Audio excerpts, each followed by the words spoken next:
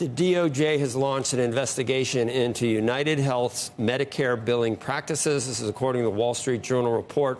It's a civil fraud investigation. It's focused on the company's practices for recording diagnoses that trigger some extra payments to Medicare Advantage plans. Join us now for more on this and other topics. Dr. Scott Gottlieb, former FDA commissioner and a CNBC contributor. He's also a board member at Pfizer and Illumina. You know this, all these things inside out, doctor, and there have been myriad complaints about some of these Medicare Advantage plans. Reading about how this works, it could certainly be rife for abuse. I'm wondering whether you have anecdotal evidence of things like this occurring. Do you understand what they're saying? That you get a lump sum from Medicare for these Advantage plans.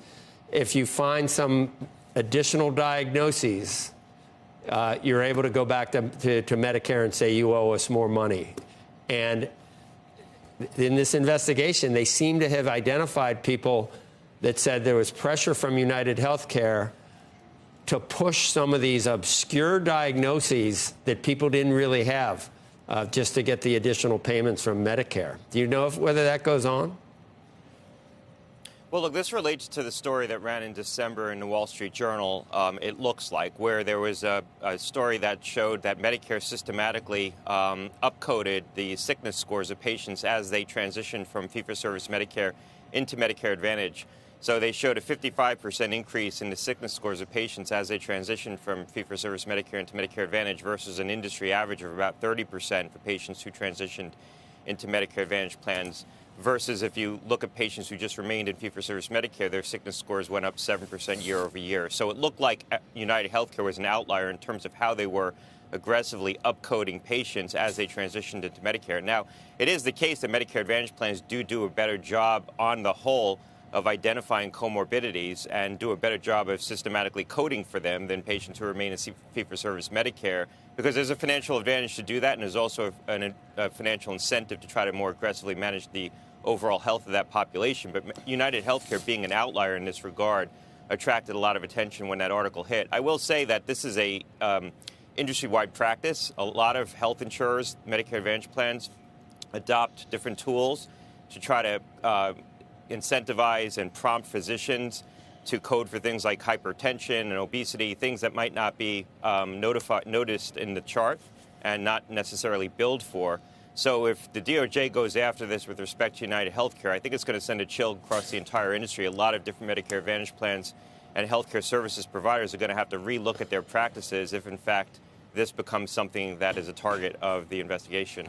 And UnitedHealthcare says, hey, you know, preventing chronic diseases early is what we want to do. So they've got a ready-made sort of an answer to why they might find more things than usual. But then again, you've got some individual cases where someone was told there's something, I don't even know what this is, doctor, aldosteronism, which is a secondary hormonal condition. You don't even need a blood test. So someone could go in and say, you've got this. You could bill Medicare for it, whether they have it or not. It just seems rife for abuse. But then again, the company probably has an answer for that. Well, look, a lot of this relates to the Byzantine way. People are forced to bill Medicare, and I think the solution for this is to move towards more capitated models of reimbursement where provider systems are given lump sums of money to take care of an overall population rather than billing for individual patients or getting these sort of upcharges or, you know, additional revenue if they can diagnose patients with more illnesses. And so we used to worked at Medicare and Medicaid, we used to describe working there as a game of whack-a-mole, trying to keep up with what the healthcare industry did to try to, you know, frankly, game the different billing systems that Medicare rolled out. And so I think trying to pay for the overall health of populations rather than individual patients and looking at these kinds of sickness scores that allow Medicare Advantage plans to get additional revenue, ultimately that's where the solution is going to lie, different kinds of mechanisms. But as I said, this is an industry-wide practice. UnitedHealthcare does look like an outlier based on the Wall Street Journal's reporting. You never want to be an outlier in these regards. But there's an incentive in the program to get patients diagnosed and manage the healthcare of patients more aggressively, and they're paid for doing that.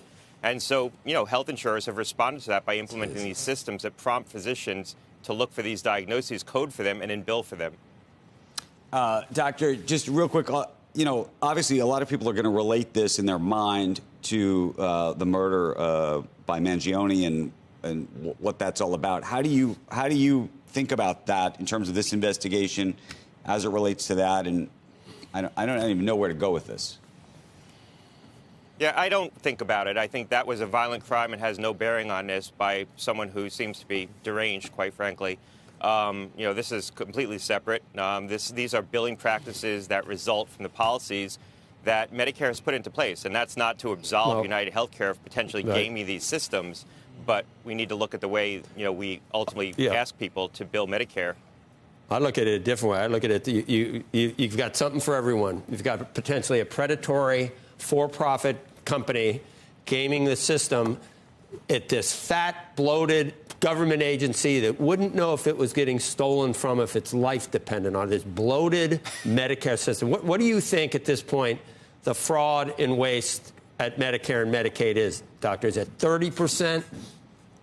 I mean, this is why we have a problem.